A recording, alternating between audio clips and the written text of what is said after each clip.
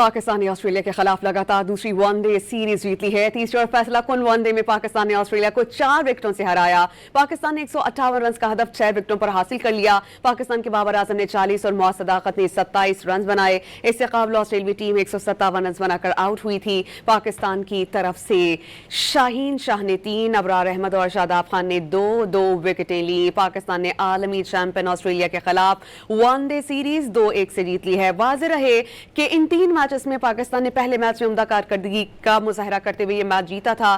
दूसरे मैच में पाकिस्तान को शिकस्त हुई थी और ये 1-1 से सीरीज बराबर थी। आज फैसला कुन मैच था जिसमें पाकिस्तान ने उम्दा कारकर्दगी का मुजाहरा किया। शाहीन शाह अफरीदी कैप्टन है इस टीम के, जिन्होंने ये फैसला किया था कि पाकिस्तान जो है वो बैटिंग करेगा और बॉलिंग ऑस्ट्रेलिया ने की। पाकिस्तान ने ये वाला मैच भी जीत लिया है। पाकिस्तान ने आलमी चैंपियन ऑस्ट्रेलिया के खिलाफ वनडे सीरीज 2-1 से जीत ली है। तीसरे वनडे में पाकिस्तान ने ऑस्ट्रेलिया को शिकस्त दे दी है। पाकिस्तान की जानिब से उम्दा कारकर्दगी का मुजाहरा किया गया।